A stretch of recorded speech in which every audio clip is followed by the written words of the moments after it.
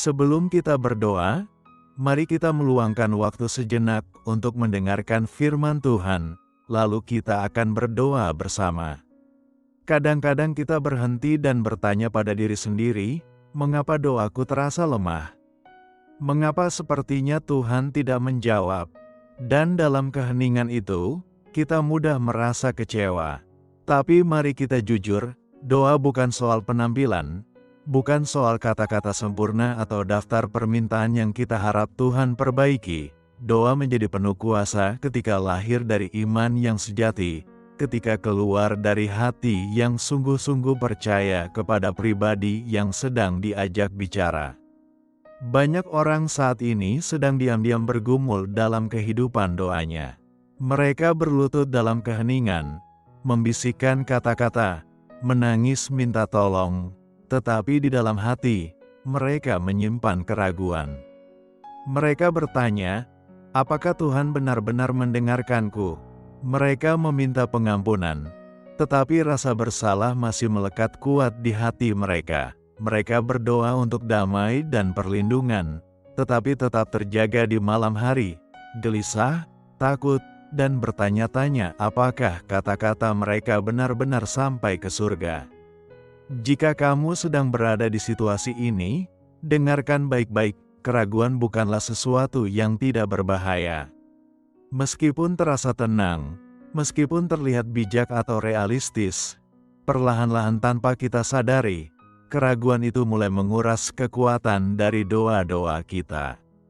Keraguan tidak berasal dari Tuhan, itu adalah alat musuh untuk membungkam suaramu, mengecilkan pengharapanmu, dan mencuri keberanianmu justru di tempat kamu seharusnya paling bebas. Keraguan berbisik, jangan berharap terlalu besar. Tapi iman berkata, Tuhanku sanggup. Keraguan berkata, bagaimana kalau tidak ada yang berubah? Tapi iman berkata, meskipun aku belum melihatnya, Tuhan sedang bekerja. Keraguan itu seperti bayangan yang mencoba menghalangi cahaya kebenaran. Tapi doa adalah tempat di mana cahaya mulai bersinar kembali. Itulah sebabnya doa adalah peperangan. Ini adalah peperangan rohani, tidak selalu tenang dan hening. Tidak selalu tentang refleksi yang lembut. Kadang doa itu berantakan, kadang penuh tangisan tanpa kata, kadang terdengar keras dan mentah. Alkitab berkata dalam Efesus 6 bahwa kita tidak sedang berjuang melawan darah dan daging, tetapi melawan penguasa-penguasa, melawan kuasa-kuasa kegelapan, melawan roh-roh jahat di alam roh yang tidak kelihatan. Peperangan ini nyata, dan tidak ada seorang pun yang bisa melewati pertempuran rohani dengan santai. Kamu butuh perlengkapan senjata, kamu butuh kekuatan, dan kamu butuh doa yang lahir dari hubungan yang nyata dengan Bapamu di surga. Karena bagaimana kita bisa berharap menang dalam peperangan rohani jika kita sendiri tidak muncul dalam pertempuran itu? Itulah sebabnya kita harus melawan keraguan. Dorong balik dengan kebenaran. Jangan biarkan keraguan berakar di hatimu. Pilih untuk percaya, bahkan saat kamu belum merasakannya. Pilih untuk percaya kepada Tuhan, bukan karena semua terlihat baik, tetapi karena Dia tetap Tuhan. Meskipun segala sesuatu terasa tidak masuk akal, imanmu memberikan kuasa pada doamu. Iman adalah jembatan yang menghubungkan suaramu ke takhta surga. Imanlah yang mengundang kuasa supernatural masuk ke dalam dunia nyata. Dalam Yeremia 29 ayat 12, Tuhan memberikan janji, apabila kamu berseru dan datang untuk berdoa kepadaku, maka aku akan mendengarkan kamu. Betapa indahnya janji itu. Tuhan berkata, aku akan mendengarkan, bukan sekadar menoleransimu, bukan mengabaikanmu. Aku akan mendengarkan, tetapi ada syaratnya, kamu harus sungguh-sungguh datang. Jika kamu hanya datang kepada Tuhan sekadar rutinitas agama, doamu akan kekurangan kuasa. Tapi jika kamu datang dengan iman, dengan hati yang lapar, jujur, dan berserah, disitulah segalanya mulai berubah. Biarkan doamu hidup. Biarkan ia keluar dari tempat yang penuh kebenaran, bukan performa. Biarkan ia keluar dari hati yang percaya bahwa Tuhan itu baik, bahkan saat hidup terasa berat.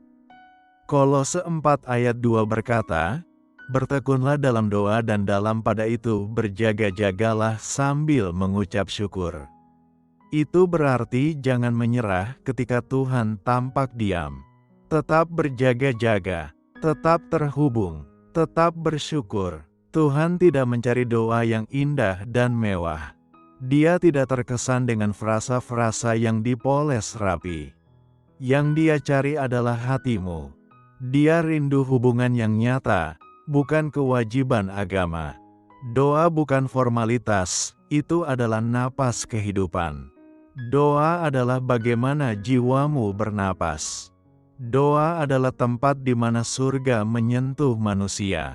Dan seperti semua hubungan, komunikasi adalah kuncinya. Jika kamu berhenti berbicara, hubungan itu akan memudar. Tapi jika kamu mulai lagi, meskipun perlahan, hubungan itu akan tumbuh kembali. Doa tidak harus panjang atau keras, yang penting, doa itu nyata. Jadi hari ini, mulailah kembali. Meskipun hatimu lemah, meskipun pikiranmu penuh pertanyaan, meskipun imanmu tinggal sehelai benang, mulailah lagi. Ambillah Alkitabmu, bukan hanya untuk dibaca, tapi untuk didengarkan. Biarkan firman-Nya membangkitkan imanmu, biarkan firman-Nya membentuk kembali cara kamu berdoa. Ucapkan kembali kepada Tuhan janji-janji yang Dia sudah berikan. Biarkan firman menjadi dasar dari permintaan-permintaanmu. Ketika kamu berdoa dengan firman Tuhan di hatimu, doamu akan berakar pada kebenaran, bukan hanya emosi. Dan jangan terburu-buru.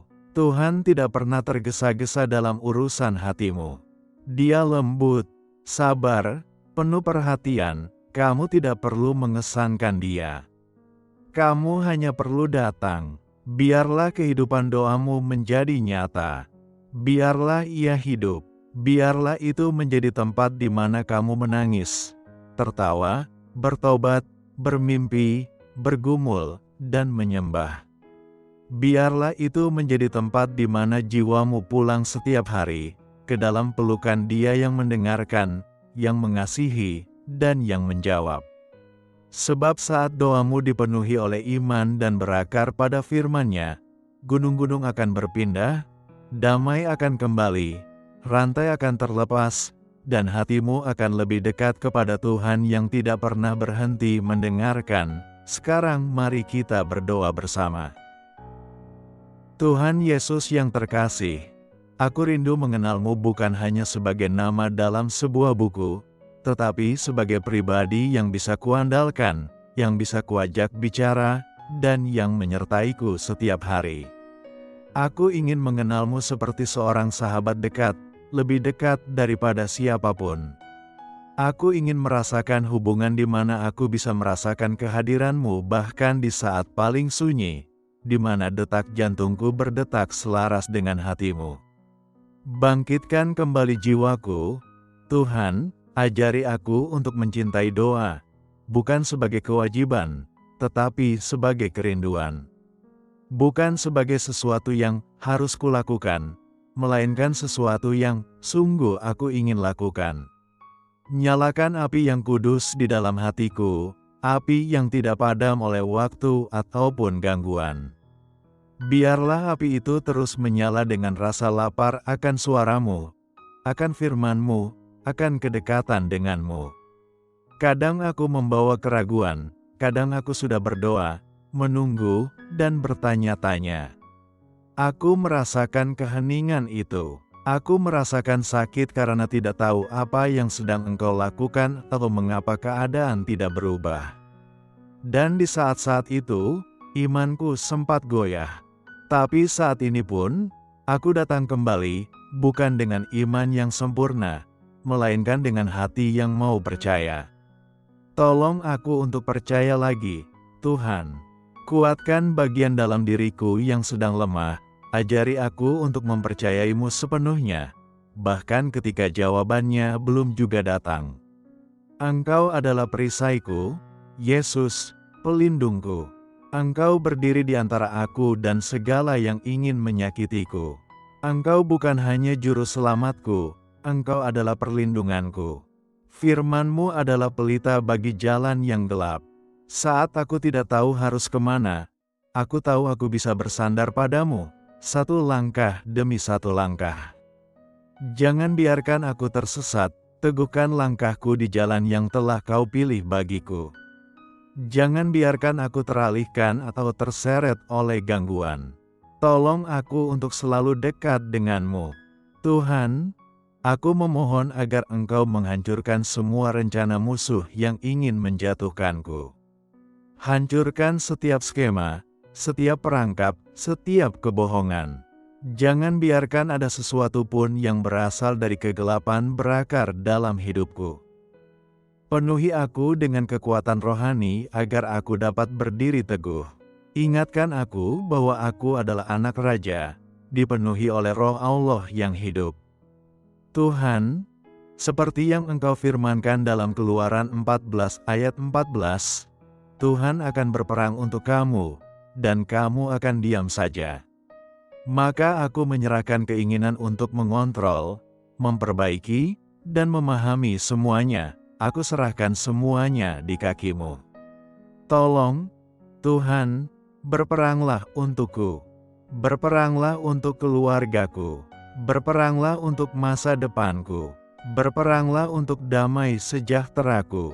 Engkau adalah gunung batuku.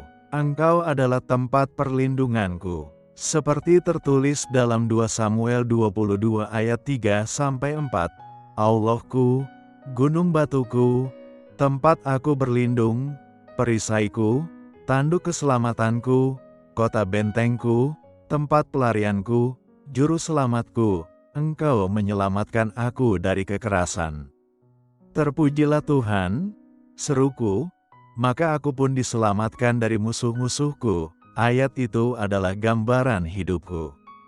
Tuhan, terima kasih karena Engkau telah menyelamatkanku.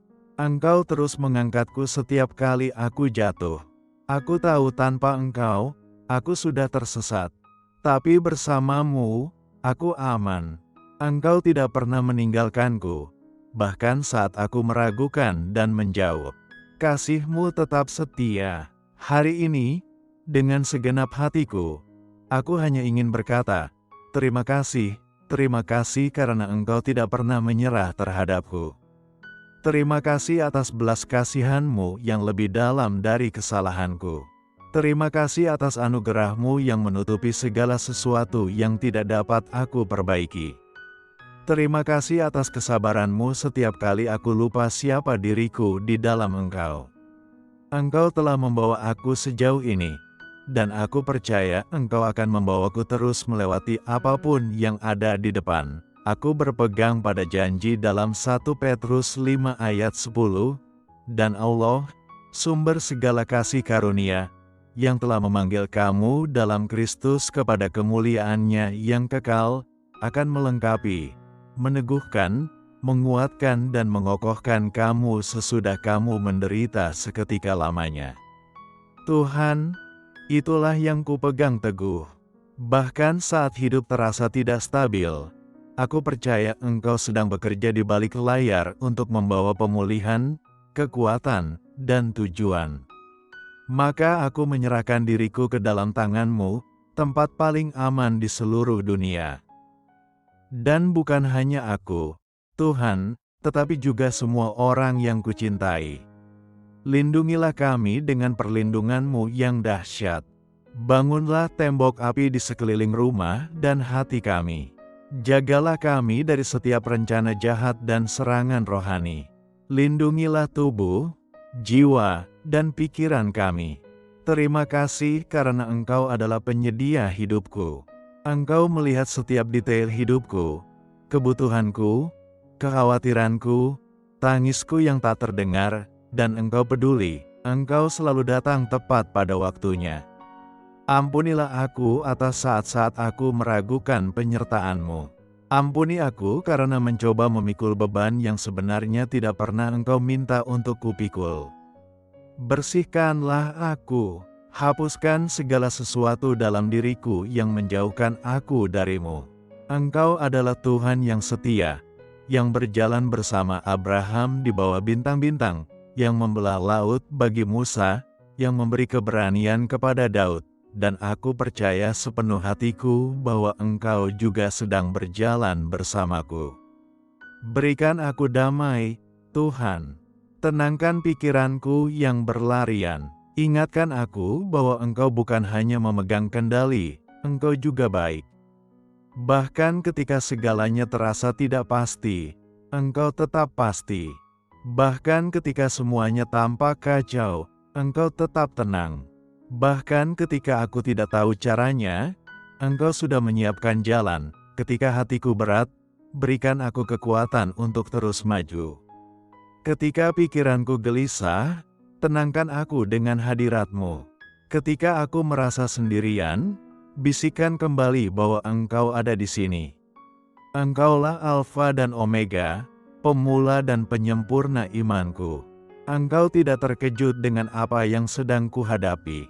Dan Engkau sudah tahu bagaimana merangkai semuanya untuk mendatangkan kebaikan bagiku.